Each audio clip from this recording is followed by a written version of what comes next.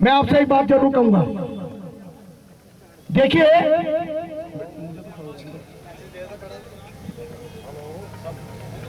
बोल आज आपके पाले में है। मतलब क्या है बोल का, यह भी बताना आपको जरूरी है। बोल का मतलब है चुनाव, और दिल्ली का चुनाव इस समय हमारे सर पर है। इस चुनाव का कैसे फायदा उठाना है यह आपको बखूबी मालूम है। यह है वोट की चोट। जो सरकार निकम्मी है वो सरकार बदलनी है। वोट की चोट का जो मकसद है, जो 15 वर्षों से भारतीय जनता पार्टी की सरकार इस निगम में काबिज है, इस निगम में शासित है, इसको उखाड़ के फेंकना है। इसको उखाड़ के फेंकना है और वोट सिर्फ उस आदमी को देना है जो आपको पक्का करने का वायदा करता है और आपके लिए ऑर्डर निकालता है। उसके लिए हमें वोट करना है। दिगान साहब, आपने सही कहा। पंजाब में घोषणा हुई, यदि कोई भी राजनीतिक पार्टी वाल्मीकि समाज का वोट चाहती है, वाल्मीकि समाज उसको वोट देगा। आप ऑर्डर निकाले कि मेरे कर्मचारी आप पक्का कर रहे हो, बस। उनका कोई भी प्रदेश का अध्यक्ष एक ऐसा अल्टीमेटम जारी करे, एक ऐसे आदेश पारित करे, तीनों कमिश्नर को बिठाकर, एलजी साहब को बिठाकर, लोकल बॉडी डायरेक्टर को बिठाकर, हम कोई भी राजनीतिक मापदंड नहीं सहन करेंगे। हमें ऑर्डर चाहिए तो कमिश्नर के माध्यम से चाहिए। आपने देखा होगा अखबार में बहुत सारी राजनीतिक पार्टी, हमारे बीच में भारतीय जनता पार्टी के जो दिल्ली प्रदेश के अध्यक्ष गुप्ता जी, उन्होंने तीनों मेयर के माध्यम से अखबार में निकाला है कि हम 6000 कुछ कर्मचारी पक्के करेंगे। उत्तरी दिल्ली कॉर्पोरेशन की बात कर रहा हूं। और यदि तीनों कॉर्पोरेशन की बात करें तो 17000 कर्मचारी पक्का करने की बात की गई है। हमें मेयर की बात का कोई भरोसा नहीं है। कोई भी राजनेता हमें आश्वासन देगा, उसका हमें कोई भरोसा नहीं है। अगर ये ऑर्डर निकालने हैं तो तीनों कमिश्नर निकाले, एसडी साहब निकाले या लोकल बॉडी डायरेक्टर निकाले। यकीनन आज जो राजनीतिक पार्टी है वो आपको लुभाने का काम कर रही है, आपको बहलाने का काम कर रही है। अपनी वोट के अधिकार को समझ लेना। आज ये जो अखबारों में नए नए आर्टिकल आ रहे हैं, आपको लुभाने का काम कर रहे हैं। अब 35 लाख की तादाद में दिल्ली में है। आपकी जो संख्या है किसी भी सरकार को झुका सकती है और किसी भी सरकार को गिरा भी सकती है। आपकी इतनी संख्या है। दिगान साहब, डीसी कपिल साहब, मेरी आपसे गुजारिश है, आप पूरा समाज यहां एकत्रित है, हम धरने पर तो रहेंगे, लेकिन हम परसों के दिन या कल के दिन सभी वार्डों में एक बाइक रैली निकाले ताकि कर्मचारी जागरूक हो, उसका डर, उसका खौफ निकले। ये बाइक रैली एक जागरूकता रैली होगी।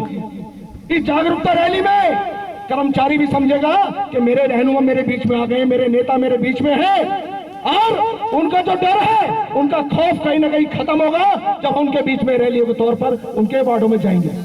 आपको मंजूर है? इस बात का समर्थन है, दोनों हाथ उठाइए अपने ऊपर करिए रैली के लिए। और एक बात मैं सुझाव देना चाह रहा हूँ, पीछे एक आदमी बैठेगा बाइक पर, उसके हाथ में झाड़ू होगी।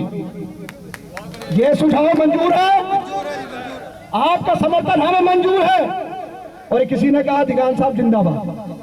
जिंदाबाद आप, जिंदाबाद आपका परिवार, जिंदाबाद आपके बच्चे।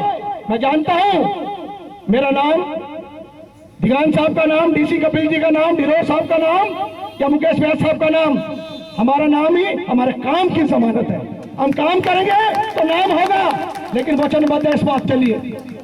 हमारा यदि कोई भी साथी चुनाव की बात करे, राजनीतिक पार्टी की बात करे, हम इस मंच को राजनीतिक मंच नहीं बनने देंगे, चाहे कोई भी हो।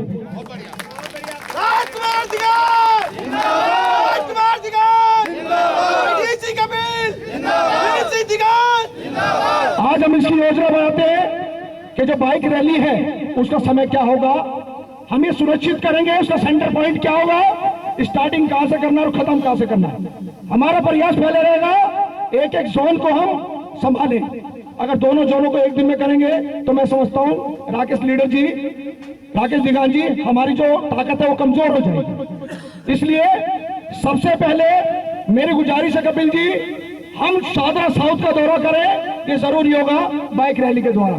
समर्पण है, समर्थन है, ना लगाए मजदूर एकता जिंदाबाद, मजदूर एकता जिंदाबाद, मांग हमारी जिंदाबाद। धन्यवाद। मैं डीसी कपिल साहब से गुजारिश करूंगा, जैसा कि आप जानते हैं कार्यक्रम समाप्ति की ओर है और कर्मचारी सुबह से ही आपके बात को सुन रहा है, लेकिन आज इस बात की खुशी है, बेशक लोग चले गए लेकिन आप लोग हिले नहीं, ये बड़ी बात है। डीसी कपिल साहब संबोधित करें कि कल का कार्यक्रम में किस प्रकार करना है और हमारा एजेंडा क्या है, स्कीम क्या है। धन्यवाद। देखिए, अब प्रोग्राम समापन की ओर है।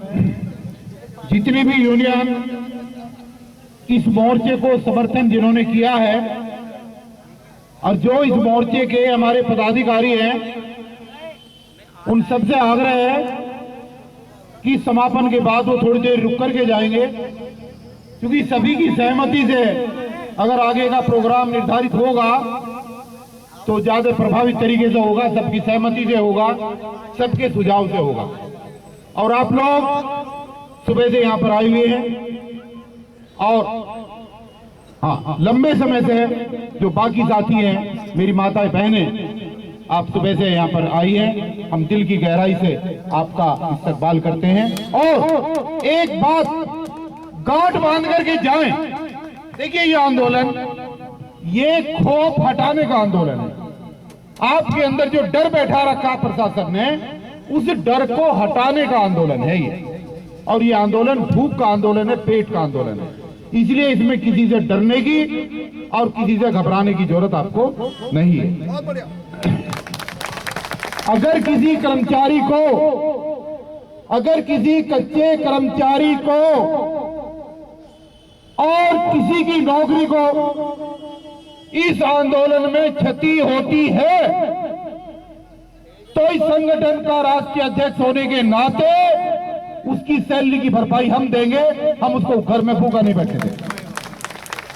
किसी को घबराने की जरूरत नहीं है। और इस आंदोलन में मेरे पूर्व वक्ताओं ने जो आपको कहा, दोस्तों, दोस्त और दुश्मन को पहचानने का समय है।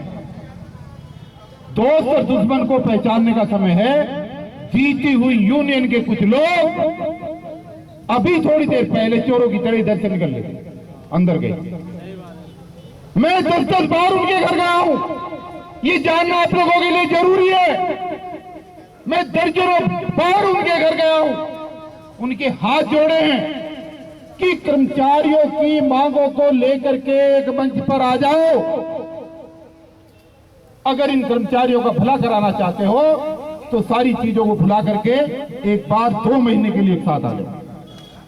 या तो वो ये बताएं कि हमारी मांगे गलत है, या वो ये कहे कि हमने कोई डिमांड उसमें छोड़ दी है, या फिर वो ये बताएं कि मैनेजमेंट के प्रशासन की गोद में बैठकर उनको कौन से लड्डू मिल रहे हैं जो यहां पर कर्मचारियों के बीच में नहीं आना चाहिए।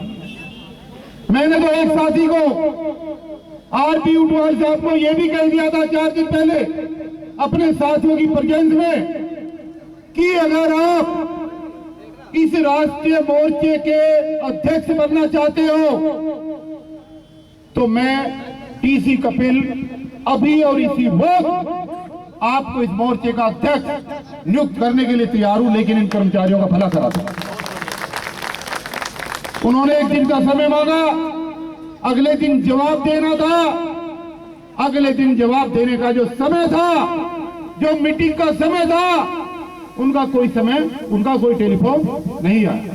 हमने अपने 3 आदमी भेजे, हमने अपने 3 आदमी भेजे कि पता करो, लेकिन उनका कोई अता पता नहीं है। मैं आप लोगों से ये गुजारिश कर रहा हूं कि दोस्त और दुश्मन का पता जब तक आप नहीं पहचानोगे, जब तक आपका भला होने वाला नहीं है। और ये कहते हुए मुझे कतई शर्मिंदगी नहीं है, मैं तीनों कारपोरेशन के अंदर ये बात कही है और आज फिर इस मंच के माध्यम से कह रहा हूं कि हमारे बीच में जरूरत से ज्यादा यूनियनों का बनना और बनने के बाद एक मंच पर इकट्ठा न होना, ये यहाँ के सफाई कर्मचारियों की दुर्गति का सबसे बड़ा कारण है, नहीं तो इनकी दुर्गति ना होगी। ये मूंछों की लड़ाई और पगड़ी की लड़ाई जिनसे लड़ना चाहिए उनसे लड़ेंगे नहीं, जिनसे लड़ना चाहिए उनसे लड़ेंगे नहीं, और आपस में भाई भाई आपस में लड़ करके सारा सत्यानाश करवा रहे हैं। तो ये मोर्चा जो आपके बीच में आया है, ये 80 संगठनों का मोर्चा है दोस्तों। इसमें 25 संगठन है, इसमें रेलवे जो देश का सबसे बड़ा संगठन है वो भी इसके साथ जुड़ा हुआ है। आपके साथ वाल्मीकि समाज के साथ, वाल्मीकि समाज आज अकेला नहीं है, कर्मचारी आज अकेला नहीं है, पूरा बहुजन समाज आपके साथ खड़ा हुआ है। जिस दिन जरूरत पड़ेगी सारे लोग आपके साथ यहाँ पर खड़े मिलेंगे, इसलिए किसी को घबराने की जरूरत नहीं है। और आज जिन माताओं बहनों ने आज साथ दिया है, मैं उनका एक बार फिर इस्तेमाल करके जो हमारे साथी आए हैं और जिन साथियों ने चंदा दिया है, देखिए इस संगठन को बनाने में 1 वर्ष लगा और ये 1 वर्ष सिर्फ नामकरण ही चेंज हुआ है। पहले संगठन का नाम कुछ और था, हम संगठनों को चलाते हुए पूरे 30 साल हो गए, सिर्फ नाम समय के अनुसार बदलते गए। ठेकेदारी नाम इसलिए रखा क्योंकि देश की सरकारें ठेकेदारी पर गड़बड़ कर रही है, नहीं तो हमें बहुत दिन हो गए। आपके दिए हुए चंदे से ये संगठन को ये सोचे कि राजकुमार सिगान जी की जेब भर जाएगी, वीर सिंह जी जो एक त्याग और मूर्ति और ईमानदारी का प्रतीक है दिल्ली के देश के अंदर, कि 15 साल तक लगातार सत्ता में रहने वाला एक लगातार एमएलए आज भी 50 गज के मकान में रहता है। इनसे ईमानदार लोग आपको नहीं मिलेंगे। और आपके बीच में वो लोग भी हैं, आपके बीच में वो लोग भी हैं जो कल तक रेल की पटरी पर कोयला चुहा करते थे और कर्मचारियों का खून पी पी करके आज उन्होंने फार्म हाउस बना लिए हैं और आज इतनी चर्बी चढ़ गई है कि आपके बीच में आने के लिए तैयार नहीं। ये बात मैं इसलिए कह रहा हूं कि जिन माताओं ने, जिन बहनों ने, जिन भाइयों ने, जिन बुजुर्गों ने 1 रुपया दिया, 2 रुपए दिए, 10 रुपए दिए, वो हमारे लिए 1 लाख के बराबर है। आपके उस पैसे का ईमानदारी के साथ इस आंदोलन में इस्तेमाल किया जाएगा और आंदोलन को दिशा देकर के आपके बच्चों के भविष्य को सुधारने का काम किया जाएगा। जिन साथियों ने आज नहीं दिए, जो आएंगे उनसे भी मेरी गुजारिश है, दोस्तों पैसे की बात नहीं है, जब आदमी जेब से निकाल करके 10 रुपए देता है तो उस आंदोलन के प्रति उसकी आस्था बढ़ती है, उसका लगाव बढ़ता है, उसका प्यार बढ़ता है और उसको लगता है कि ये आंदोलन अब मेरा आंदोलन हो गया है, अब मुझे इसको आगे लेकर के चलना है। बात पैसे की नहीं है, पैसा तो नेताओं के पास है और हम काम चला ही रहे हैं। इसलिए जिन साथियों ने आज आर्थिक सहयोग किया है, जिन माताओं बहनों ने अपनी जेब से निकाल करके, बटुए से निकाल करके आज पैसे दिए हैं, मैं उनका दिल की गहराई से धन्यवाद करता हूं। और आंदोलन में 2 चीजें आपको याद रखनी होगी।